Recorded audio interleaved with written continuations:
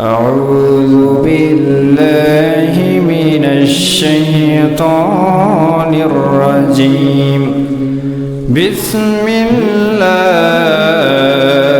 الرحمن الرحيم فأما من ثقلت موازينه فهو في عيشة راضية وأما من خفت موازينه فأمه هاوية إن الله وملائكته يصلون على النبي يا أيها الذين آمنوا صلوا عليه وسلموا تسليما اللهم صل على محمد وعلى آل محمد كما صليت على إبراهيم وعلى آل إبراهيم إنك حميد مجيد اللهم بارك على محمد وعلى آل محمد كما باركت على إبراهيم وعلى آل إبراهيم إنك حميد مجيد الله تعالى بولن لئن شكرتم لأزيدنكم ولئن كفرتم إن عذابي لشديد الله بولن আমি যখন বান্দাকে নিয়ামত দান করি বান্দা যদি শুকরিয়া আদায় করে আমি আল্লাহ তাআলা নিয়ামত বৃদ্ধি করি সুবহানাল্লাহ আর যদি নাশুকরিয়া করে তাহলে আমি বান্দার নিয়ামতকে ছিনিয়ে নেই এবং তার জন্য শক্ত আযাবের ব্যবস্থা করি চিল্লায়ে পড়তে হবে নাউযুবিল্লাহ সেজন্য আমরা সব সময় শুকরিয়া আদায় করব সব সময় যারা শুকরিয়া আদায় করে তাদের নিয়ামত রব্বুল আলামিন বৃদ্ধি করে সেজন্য আমরা সব সময় শুকরিয়া আদায় করব চিল্লায়ে বলেন ঠিক কি না আমরা যদি সব সময় আল্লাহর কাছে শুকরিয়া আদায় করি তাহলে আমাদেরকে সব সময়ের জন্য সুস্থ রাখবেন কে আরো জোরে কে আল্লাহ সেজন্য আমরা সব সময় চলতে ফিরতে উঠতে বসতে আমরা সব সময় পড়ব আলহামদুলিল্লাহ আমরা কি পড়ব আলহামদুলিল্লাহ রব্বুল আলামিন এই যে আমার হাতে যে কিতাবটা আপনারা দেখতে পাচ্ছেন সেটা নাজিল করেছে এটার নাম কি চিল্লায়ে বলেন এটার নাম কি এই যে কোরআনুল কারীম রব্বুল আলামিন নাজিল করলেন এই কোরআনুল কারীমের মধ্যে 114টা সূরা আছে কয়টা 114টা সূরা আছে তার মধ্যে সর্বপ্রথম যেই সূরাটা রব্বুল আলামিন এই জায়গায় দিয়ে দিলেন সেই সূরার নাম হচ্ছে সূরাতুল ফাতিহা সূরার নাম কি সূরাতুল ফাতিহা আর এই সূরাটার শুরুতে যে আয়াতটা রব্বুল আলামিন দিলেন সেই আয়াতটা হচ্ছে আলহামদুলিল্লাহি রাব্বিল আলামিন সুবহানাল্লাহ পড়ুন সুবহানাল্লাহ আল্লাহ এই আয়াতটা এই জায়গায় এজন্য দিলেন যাতে করে বান্দারা বুঝতে পারে যে এত বড় একটা কিতাব যেহেতু প্রশংসা দিয়ে শুরু হয়েছে সেজন্য আমার বান্দা যেখানে যেই কাজ শুরু করবে আমার বান্দা যেন সেই কাজটা সর্বপ্রথম প্রশংসা দিয়েই শুরু করে ঠিক কি না সেজন্য আলোচনার শুরুতে আমরা আল্লাহর কাছে শুকরিয়া আদায় করলাম এরপরে আমরা চলে যাব সেই আয়াতে কারিমার মধ্যে রব্বুল আলামিন বলেন فأما من ثقلت موازينه فهو في عيشة راضية وأما من خفت موازينه فأمه هاوية سبحان الله আল্লাহ বলেন যখন কিয়ামত নাজিল হয়ে যাবে যেদিন কিয়ামত নাজিল হয়ে যাবে প্রত্যেকটা মানুষ আল্লাহর সামনে দাঁড়িয়ে যাবে প্রত্যেকটা মানুষের আমলনামা তাদের হাতে তুলে দেওয়া হবে ঠিক কি না বলেন প্রত্যেকটা মানুষের আমলনামা মানুষের হাতের মধ্যে যখন দেওয়া হবে প্রত্যেকটা মানুষ তার আমলনামা নিয়ে থারথার করে কাঁপতে থাকবে আর বলতে থাকবে ইয়া নাফসি ও আল্লাহ আপনি আমারে বাঁচান ইয়া নাফসি ও আল্লাহ আপনি আমারে বাঁচান ঠিক কি না সেদিন অবস্থাটা হবে বড় ভয়ঙ্কর এই ভয়ঙ্কর অবস্থায় আপনাকেও দাঁড়াতে হবে, আমাকেও দাঁড়াতে হবে, আপনার সন্তানদেরকেও দাঁড়াতে হবে, আপনার স্ত্রীকেও দাঁড়াতে হবে, আপনার বোনকেও দাঁড়াতে হবে, আপনার মেয়েকেও দাঁড়াতে হবে। চিল্লায় বলেন ঠিক কিনা? আরো জোরে ঠিক কিনা?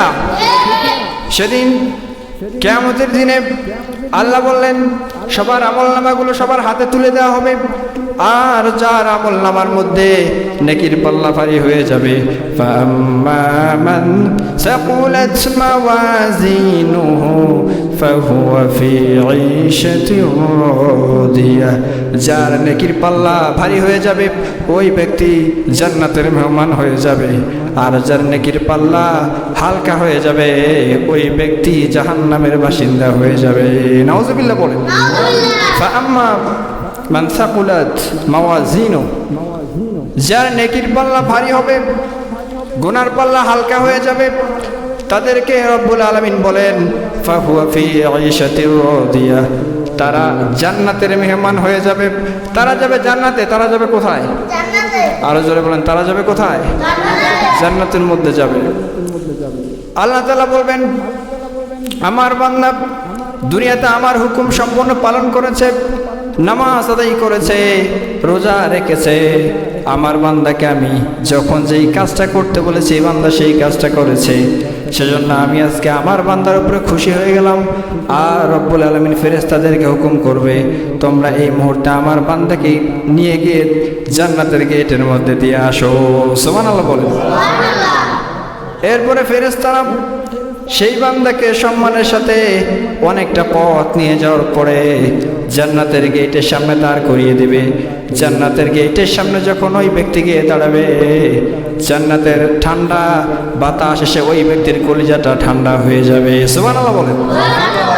জান্নাতের গেটের মধ্যে যেই ফেরেশতাগুলো দাঁড়িয়ে আছে সেই ফেরেশতাগুলো তাকে ডাক দিয়ে বলবে উদখুলুহা বিসালামিন আমিনিন, শান্তি এবং সম্মানের সাথে জান্নাতের মধ্যে ঢুকে যাও। সুবহানাল্লাহ বলেন। এভাবে যাদের আমলনামা ভারী হবে তাদেরকে জান্নাতের মধ্যে ঢুকিয়ে দেওয়া হবে, আর যাদের আমলনামা হালকা হবে ওয়া আম্মা মান খাফফাত মাওয়াজিনুহু ফাউম্মুহু হাওিয়া। নাউজুবিল্লাহ পড়েন।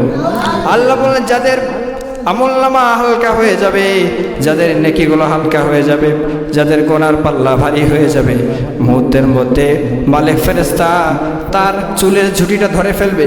ধরার পরে এটাকে টানতে টানতে সাসরাতে সাসরাতে জাহান্নামের মধ্যে নিক্ষেপ করা হবে। নাউজুবিল্লাহ পড়েন।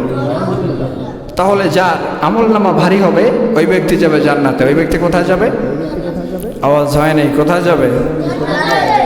আর যার আমলনামা হালকা হবে ওই ব্যক্তি কোথায় যাবে?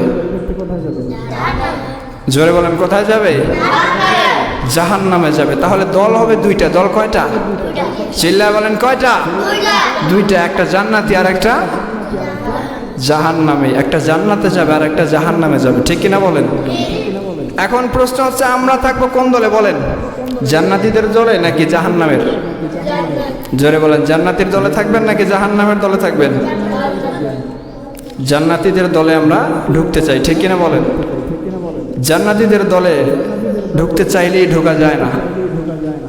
এই দলে ঢুকতে চাইলেই ঢোকা যায় না। কিছু নিয়ম কানুন আছে না নাই? চিল্লায় বলেন, আছে না নাই? আপনি চাইলেন আর আপনি জান্নাতি হলেন, এত সোজা নয়। জান্নাতি হওয়ার জন্য অনেকগুলো শর্ত আপনাকে মানতে হবে। আর জান্নাতি একা একা হওয়া যায় না। জান্নাতি হওয়ার জন্য আপনার যে ফ্যামিলিটা আছে সেটাকে কোরআন দিয়ে সাজাতে হবে, ঠিক কি না? জান্নাতি একা একা হওয়া যায় না। ধরেন আপনাকে আল্লাহ মাফ করে দিল, জান্নাতে যাওয়ার মতো রব্বুল আলামিন আপনাকে অনুমতি দিয়ে দিল, কিন্তু আপনার স্ত্রী সে জাহান্নামী হয়ে গেল। আপনার স্ত্রী যদি জাহান্নামী হয়ে যায় আর আপনি যদি জান্নাতি হয়ে যান, আপনি সহজে জান্নাতে ঢুকতে পারবেন না। আপনার স্ত্রী জান্নাতে যাওয়ার আগে আপনার সব চাইতে বড় শত্রু হয়ে দাঁড়াবে, ঠিক না? আপনি চাইলে জান্নাতে ঢুকতে পারবেন না।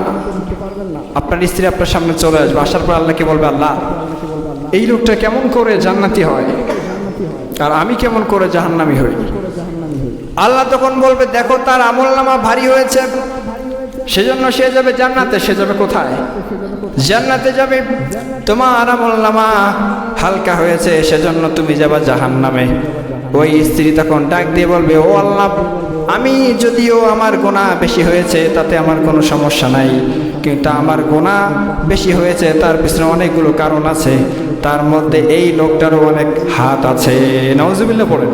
আল্লাহ, আমার গুনার পাল্লা এমনি এমনি ভারী হয় নাই, এই লোকটার জন্য আমার গুনার পাল্লা ভারী হয়েছে। 20 বছর বয়সে আমার বাবা যখন তার সাথে বিয়ে দিয়ে আমাকে তার বাড়িতে পাঠিয়ে দিয়েছে, তার বাড়িতে সে আমাকে নিয়ে গিয়েছে। যাওয়ার পরে এমন একটা বাড়ির মধ্যে আমাকে রেখেছে যেই বাড়ির মধ্যে পর্দা করার কোনো সিস্টেম ছিল না, ঠিক না? আল্লাহ, আমার কোনো দোষ ছিল না। সে যদি আমাকে সুন্দর একটা বাড়ির মধ্যে নিয়ে যেত, যাওয়ার পরে আমাকে যদি বলতো যে আমাকে পর্দার সাথে থাকতে হবে, পরপুরুষের সামনে আমি যাব না, সে যদি আমাকে অনুমতি দিত, সে যদি আমাকে পর্দায় থাকার মতো একটা সিস্টেম তৈরি করে দিত, তাহলে আমি পর্দাবিহীন বের হতাম না, আর আজকে আমার গোনার পাল্লা মিজানের পাল্লায় ভারী হতো না, ঠিক কিনা বলেন?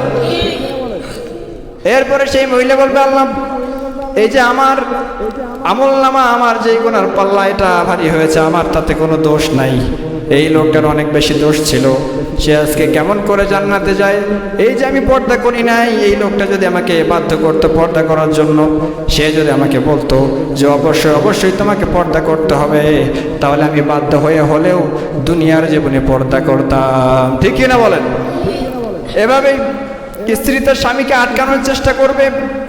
এবার মেয়ে যদি জাহান্নামী হয়, বাবা যদি জান্নাতি হয়, সেই মেয়েও তার বাবাকে আটকানোর জন্য চেষ্টা করবে। মেয়ে এসে আল্লাহর সামনে দাঁড়িয়ে বলবে, আল্লাহ, এই ব্যক্তিটা দুনিয়াতে আমার বাবা ছিল। কি ছিল? বাবা ছিল। ছোট্টবেলা থেকে আমি তার বাড়িতে থেকেছি, খেয়েছি, বড় হয়েছি। ও আল্লাহ, আমি যখন ছোট্ট ছিলাম, সে যদি আমাকে সেই সময় থেকে পর্দা করানো শেখাতো, নামাজ শিক্ষা দিত, কোরআন শিক্ষা দিত, সে যদি আমাকে সুন্দরভাবে এরকমভাবে ইসলামটাকে শিক্ষা দিত, তাহলে ছোট্টবেলা থেকে আমি পর্দার সাথে বেড়ে উঠতাম, বড় হয়ে আমার পর্দা করতে কোনো সমস্যা হতো না, ঠিক কিনা? আল্লাহ, এই লোকটার আরো অনেক বেশি দোষ আছে। সে যদি আমাকে সুন্দর করে ছোট্টবেলা থেকে মানুষের মতো মানুষ করে গড়ে তুলতো, পর পুরুষের সামনে যাওয়া যাবে না এরকম শিক্ষা দিয়ে সে যদি আমাকে গড়ে তুলতো, তাহলে আজকে আমার গুনার পাল্লা মিজানের পাল্লায় ভারী হতো না, ঠিক না বলেন? এভাবেই মেয়ে তার বাবাকে ধরে ফেলবে। আবার বোন যদি জাহান্নামী হয়, বোন তার ভাইকে যখন কিয়ামতের দিনে যখন সেই বোন যখন জাহান্নামী হয়ে যাবে, এই বোন তখন তার ভাইকে আটকানোর জন্য চেষ্টা করবে। আল্লাহর সামনে বিচারে দিয়ে বলবে, ও আল্লাহ, আমি বিয়ের আগে আমার বাবা ছিল না, এই ভাই আমাকে লালন পালন করেছে, সে আমাকে লেখাপড়া শিখিয়েছে, কিন্তু দুনিয়াবি লেখাপড়া শিখিয়েছে, ইসলাম আমাকে শিক্ষা দেয় নাই, আমাকে পর্দার মধ্যে থাকতে বলে নাই, সেজন্য আমি এরকম বেহার মধ্যে ঘুরি ফিরে বেরিয়েছি, আমার গুনার পাল্লা আজকে ভারী হয়েছে। এই লোকটারও দোষ আছে না নাই? কথা বলেন, আছে না নাই? আরো জোরে আছে না নাই? এভাবেই আপনি যখন জান্নাতে যেতে চাইবেন, আপনার প্রাণের স্ত্রী আপনার সবচাইতে বড় শত্রু হয়ে দাঁড়াবে, আপনার বোন আপনার শত্রু হয়ে দাঁড়াবে, আপনার মেয়ে আপনার শত্রু হয়ে দাঁড়াবে। সেজন্য মাকে, মেয়েকে, বোনকে, বউকে ইসলামের শিক্ষায় শিক্ষিত করার দরকার আছে না নাই? জোরে বলেন, আছে না নাই? আরো আসতে কোন আছে না নাই? আস্তে বলতে বললাম, এখন জোরে বলতেছে। আচ্ছা দেখেন, কিয়ামতের দিনে আপনি চাইলেই সহজে জান্নাতে ঢুকতে পারবেন? কথা কন না কেন? পারবেন না। তারা আপনার কি হয়ে দাঁড়াবে? শত্রু হয়ে দাঁড়াবে। সেজন্য তারা যেন আপনার শত্রু না হতে পারে, তাদেরকে আপনি সবসময়ের জন্য ওয়াজ নসিহতের মধ্যে রাখবেন, ইসলামের ভালো ভালো কথাগুলো তাদেরকে বলবেন, এবং তারা যদি না মানে সেটার দায় তাদের থাকবে। কিন্তু আপনি যদি আপনার সর্বোচ্চ দিয়ে তাদেরকে চাপ না দেন, তাহলে কিয়ামতের দিন তারা আপনাকে ধরে ফেলবে, ঠিক কি না? আপনার কাজ হচ্ছে আপনি তাদেরকে ওয়াজ করবেন। কি করবেন? আমার কথা বুঝেন নেই মনে হয়। আপনি তাদেরকে কি করবেন? ওয়াজ করবেন। যতটুকু আপনার সামর্থ্য আপনি তাদেরকে বলবেন, এরা মানবে না মানবে সেটা সে বুঝবে আর আল্লাহ বুঝবে, ঠিক কি না? আমাদের কাজ হচ্ছে ওয়াজ করা। আমাদের কাজ কি? ওয়াজ করা, বোঝানো। সেজন্য আল্লাহ তাআলা নারীদেরকে সম্মানের চেয়ারে বসালেন, কিন্তু নারীদের গুনাহ হবে বেশি। আল্লাহর হাবিব সাল্লাল্লাহু আলাইহি ওয়াসাল্লাম বলেন, মেরাজের রাতে আল্লাহ রাব্বুল আলামিন আমাকে যখন আকাশ সফর করতে নিয়ে গেল, যাওয়ার পরে জান্নাত রব্বুল আলামিন আমাকে ঘুরিয়ে দেখিয়েছে, আর জাহান্নামও রব্বুল আলামিন আমাকে ঘুরিয়ে দেখিয়েছে। জাহান্নামের মধ্যে আমি যখন দৃষ্টিপাত করলাম, যখন আমি তাকালাম, তাকিয়ে দেখি জাহান্নামের মধ্যে পুরুষের সংখ্যা কম, আর জাহান্নামের মধ্যে নারীর সংখ্যা হচ্ছে সবচেয়ে বেশি। নাউজুবিল্লাহ বলেন। আল্লাহ হাবিব বলেন জাহান্নামের মধ্যে পুরুষ কম, নারী বেশি। সেজন্য আপনার স্ত্রীকে আপনাকে ওয়াজ করতে হবে, সে যেন জাহান্নামী না হয়। আপনার বোনকে আপনার ওয়াজ করতে হবে, সে যেন জাহান্নামী না হয়। আপনার মেয়েকে আপনাকে ওয়াজ করতে হবে, সে যেন জাহান্নামী না হয়। ঠিক কিনা বলেন? ঠিক কিনা বলেন? সেজন্য আপনাকে সবসময় তাদেরকে ওয়াজ নসিহতের মধ্যে রাখতে হবে, সর্বোচ্চ সিকিউরিটি দিয়ে তাদেরকে রাখতে হবে। ঠিক কিনা বলেন? এজন্য আল্লাহর হাবিব সাল্লাল্লাহু আলাইহি ওয়াসাল্লাম বললেন, বিয়ের আগে একটা মেয়ে যতগুলো গুনাহ করবে তার একটা ভাগ বাবার আমলনামায় চলে যাবে, আর বিয়ের পরে একটা মেয়ে, একজন নারী যতগুলো গুনাহ করবে তার একটা ভাগ তার স্বামীর আমলনামার মধ্যে ঢুকে যাবে। নাউজুবিল্লাহ পড়েন, আরো জোরে নাউজুবিল্লাহ পড়েন। সেজন্য সন্তানদের প্রতি গার্ড নিতে হবে, স্ত্রীদের প্রতি গার্ড নিতে হবে, তারা যেন জাহান্নামী না হয়, তাদের নেকির পাল্লা যেন হালকা না হয়ে যায়। ঠিক কিনা বলেন? আরো জোরে ঠিক কিনা বলেন? সেজন্য সবসময় তাদেরকে গার্ড নিতে হবে, কোরআনটা শেখাতে হবে। রাজি আছেন তো? রাজি আছেন? ইনশাআল্লাহ বলেন। নারীর সম্মান ইসলাম বৃদ্ধি করেছে, কিন্তু নারীরা ইসলামকে মানতে চায় না। যখনই তাদেরকে বলবেন পর্দায় থাকো, সে মনে করে তার অধিকার থেকে তাকে মনে হয় বঞ্চিত করা হচ্ছে। ঠিক কিনা? নারীরা মনে করে, তাকে মনে হয় ইসলাম সব সময় ঢেকে থাকতে বলেছে, এটাতে মনে হয় তার সম্মান কমে গিয়েছে। কিন্তু আসলে শরীর ঢাকলে সম্মান কমে না, সম্মান রব্বুল আলামিন যাদের বৃদ্ধি করে তাদের সম্মান বেড়ে যায়। ঠিক কিনা? এক সাহাবা এসে বললেন, ইয়া রাসূলুল্লাহ, ইয়া হাবিবাল্লাহ, সবচাইতে ভালো ব্যবহার করব কার সাথে? বিশ্বনবী সাল্লাল্লাহু আলাইহি ওয়াসাল্লাম বললেন, হাদা উম্মি, তোমার মায়ের সাথে। সুবহানাল্লাহ বলেন। আবার সাহাবা বলে, ইয়া রাসূলুল্লাহ, তারপরে ভালো ব্যবহার করব কার সাথে? আল্লাহর হাবিব আবারও বললেন, হাদা উম্মি, তোমার মায়ের সাথে। ইয়া রাসূলুল্লাহ, ইয়া হাবিবাল্লাহ, তারপরে কার সাথে ভালো ব্যবহার করব? বিশ্বনবী বললেন, তোমার মায়ের সাথে। এরপরে 4 নম্বরে আল্লাহর হাবিব সাল্লাল্লাহু আলাইহি ওয়াসাল্লাম বললেন, তারপরে তুমি ভালো ব্যবহার করবা তোমার বাবার সাথে। সুবহানাল্লাহ বলেন। তাহলে মায়ের দাম এখানে 3 গুণ আল্লাহর হাবিব বাড়িয়ে দিলেন। কয় গুণ? আরো জোরে, কয় গুণ? সেই মা, সেই মেয়ে, সেই নারী ইসলামকে মানতে চায় না। ঠিক কিনা বলেন? আরো জোরে ঠিক কিনা? ইসলাম তাদেরকে দাম দিয়েছে, ইসলাম তাদের সম্মানকে বাড়িয়ে তুলেছে, কিন্তু তারা ইসলামকে মানতে চায় না। আজ থেকে 1500 বছর আগের একটা ঘটনা আমি এখানে বলতে চাই। একজন সাহাবা ছিলেন, তার নাম হচ্ছে দিহিয়াতুল কালবি। সাহাবার নাম কি? দিহিয়াতুল কালবি। সে আগে ছিল কাফের, এরপরে ইসলাম ধর্ম গ্রহণ করেছে। ধর্ম গ্রহণ করার পরে আল্লাহর হাবিব সাল্লাল্লাহু আলাইহি ওয়াসাল্লামের কাছে এসে কান্না জুড়ে দিয়েছে। তার কান্না কোনোভাবেই থামে না। আল্লাহর হাবিব সাল্লাল্লাহু আলাইহি ওয়াসাল্লাম বললেন, দিহিয়াতুল কালবি, সমস্যা কি? ইসলাম তুমি গ্রহণ করেছো, এর চাইতে সৌভাগ্য আর হয় না। তোমার তো দুঃখ কষ্ট আর থাকার কথা না, এরপরেও তুমি কেন কান্নাকাটি করো? দিহিয়াতুল কালবি বলে, ইয়া রাসূলুল্লাহ, ইয়া হাবিবাল্লাহ, আমি আল্লাহর কাছে শুকরিয়া জানাই, আল্লাহ আমার ভাগ্যে শাহাদা বাক্য লিখেছে, আল্লাহ আমাকে মুসলিম হওয়ার মতো তৌফিক দান করেছে। কিন্তু নবী, মুসলিম হওয়ার আগে আমি ছিলাম কাফের। জাহিলি যুগের এমন একটা ঘটনা আমার আছে, আমি মনে করি আল্লাহ তাআলা যদি আমার সব গুনাহ মাফ করে দেয়, কিন্তু আমার একদিনের একটা গুনাহ আল্লাহ রাব্বুল আলামিন কোনোদিন মাফ করবে না। ইয়া রাসূলুল্লাহ, ইয়া হাবিবাল্লাহ, এমন একটা গুনাহ আমার জীবনের আছে যেটা মনে পড়লে আমার এখন কান্না আসে। আমার মনে হয় আল্লাহ তাআলা এই গুনাহ মাফ করবে। চিল্লায় বলেন, মাফ করবে। আল্লাহর হাবিব বললেন, দিহিয়াতুল কালবি, কি এমন গুনাহ তুমি করেছো?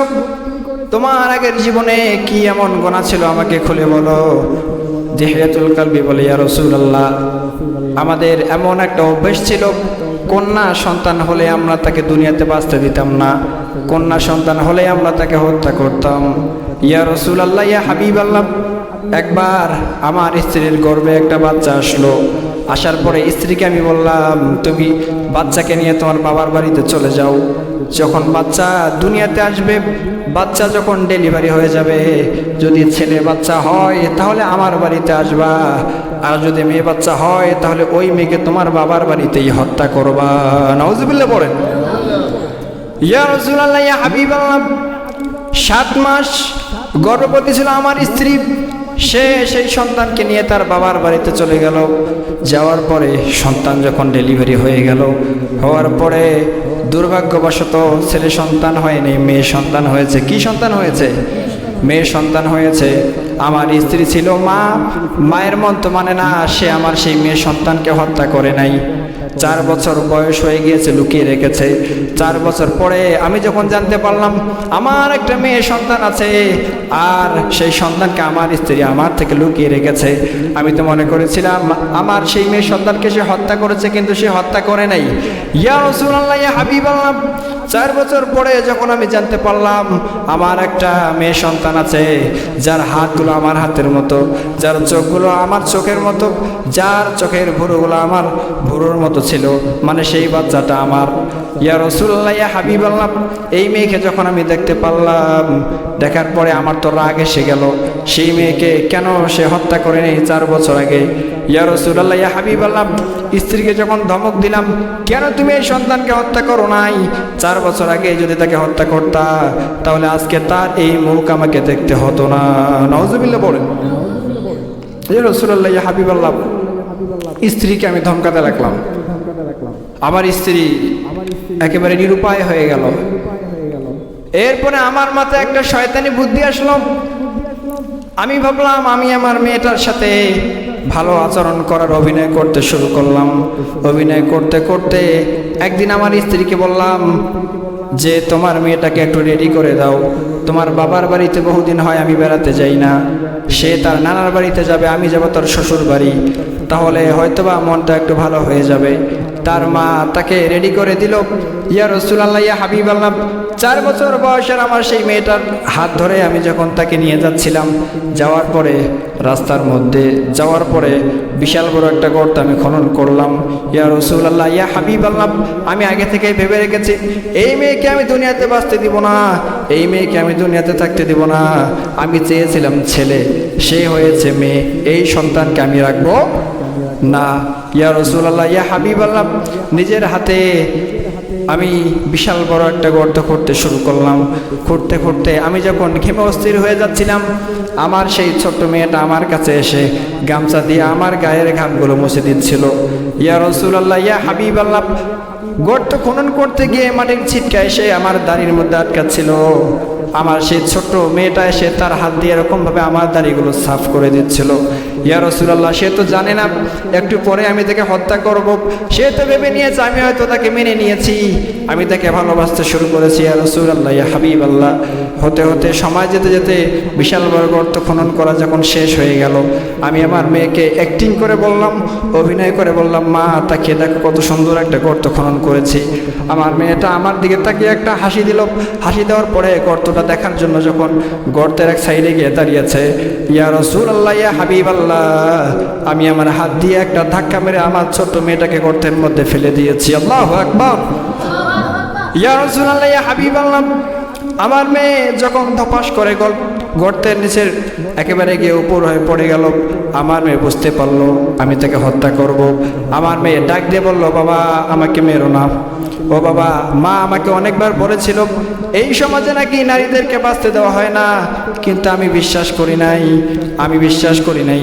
আপনি তো আমাকে ভালোবাসতে শুরু করেছিলেন, কিন্তু আজকে এখন আমার মনে হচ্ছে আপনি আমাকে বাঁচতে দিবেন না। ও বাবা, দয়া করে মা করে আপনি আমাকে মারবেন না। আমাকে নিয়ে যদি আপনার কোনো সমস্যা থাকে, আমার মুখ যদি আপনার দেখতে মনে না চায়, তাহলে আপনি আমাকে ছেড়ে দেন। এই দেশ ছেড়ে আমি চলে যাব, আপনার সামনে কোনো দিন আমি আমার মুখ নিয়ে এসে দাঁড়াবো না। ও বাবা, দয়া করে মায়া করে আমাকে মারবেন না। ইয়া রাসূলুল্লাহ, ইয়া হাবিবাল্লাহ, এরকমভাবে আমার মেয়ে আমার কাছে আকুতি মিনতি করতেছিল। কিন্তু আমার দিলটা এত কঠিন, আমার অন্তর এত শক্ত হয়ে গিয়েছে, তার কোনো আগতি মিনতি আমার অন্তরের মধ্যে কোনো দাগ কাটলো না। ইয়া রাসূলুল্লাহ, ইয়া হাবিবাল্লাহ, বিশাল বড় সাইজের একটা পাথর নিয়ে আমার মেয়ের বুক বরাবর আমি একটা ঢিল মারলাম। যখন আমি বিশাল বড় একটা পাথর নিয়ে আমার মেয়ের বুক বরাবর ঢিল মারলাম, মুহূর্তের মধ্যে তার দেহটা ফেটে গিয়ে রক্তের ছিটা এসে আমার গায়ের মধ্যে পড়ে গেল। আমার মেয়ে বাবা বলে একটা চিৎকার মিলে ওই জায়গায় ইন্তেকাল করেছে।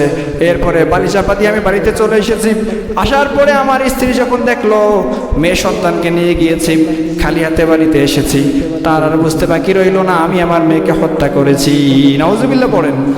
ইয়া রাসূলুল্লাহ, ইয়া হাবিবাল্লাহ, এই যে পাপটা আমি করেছি, আমার মনে হয় আমি ইসলাম ধর্ম এখন হয়তো গ্রহণ করেছি। আল্লাহ আমার জীবনের সবগুলো গুনাহ যদি মাফ করে দেয়, আমি যে আমার ছোট্ট কলিজার টুকরা মেয়েটাকে হত্যা করেছি, এই গুনাহ মনে হয় আল্লাহ আমার জীবনেও মাফ করবে না। বিশ্বনবী সাল্লাল্লাহু আলাইহি ওয়াসাল্লাম ঘটনা শুনে কান্না জুড়ে দিলেন। বিশ্বনবী সাল্লাল্লাহু আলাইহি ওয়াসাল্লামের চোখ বেয়ে চোখের পানি আস্তে আস্তে দাঁড়িতে আসলো, দাঁড়ি করে করে চোখের পানিগুলো পড়তেছে। আল্লাহর হাবিব বললেন, দাহিয়া, এত নিষ্ঠুর মানুষ হয় নাকি? নিজের সন্তানকে মানুষ নিজের হাতে হত্যা করতে পারে নাকি? এরপরে আল্লাহর হাবিব বললেন, দেখিয়া শোনো, তুমি যেই পাপ করেছো সেটা হচ্ছে ইসলাম ধর্ম গ্রহণ করার আগে। আর আল্লাহ ঘোষণা করেছে যেই ব্যক্তি অন্য ধর্ম থেকে আসবে আর ইসলাম ধর্মে প্রবেশ করবে আর পড়বে লা ইলাহা ইল্লাল্লাহু মুহাম্মাদুর রাসূলুল্লাহ, এই বাক্য যখন কোনো ব্যক্তি পাঠ করবে ওই ব্যক্তির জীবনের পিছনে সব গুনাহ আল্লাহ মাফ করে দেবে। ও দাহিয়া, তুমি ভালো করে শুনে রাখো, রব্বুল আলামিন তোমার জীবনের সব গুনাহ মাফ করে দিয়েছে। আর তুমি যে তোমার মেয়েকে হত্যা করেছো, এই গুনাহটা রব্বুল আলামিন কালেমা শাহাদা পাঠ করার জন্য তোমার জীবন থেকে মাফ করে দিয়েছে। সুবহানাল্লাহ বলেন। এই হচ্ছে নারীর সম্মান। আজ থেকে ১৫০০ বছর আগে নারীদেরকে বাঁচতে দেওয়া হতো না, তাদেরকে কলঙ্ক মনে করা হতো, ঠিক কি না? নারীদেরকে বাঁচতে দেওয়া হতো না। ইসলাম তখন এসেছে, কোরআন তখন এসেছে, কোরআন আসার পরে নারীদের সম্মান বৃদ্ধি করেছে। আজকে আমার মায়েরা, আমার বোনেরা সেই কোরআন মানতে চায়? চিল্লায় বলেন, মানতে চায়? মানতে চায় না। তারা মনে করে ইসলাম তাদেরকে ঠকিয়েছে, ইসলাম তাদেরকে অপমান করেছে। কিন্তু আসলে ব্যাপারটা এরকম নাকি? আসলে ব্যাপারটা এরকম?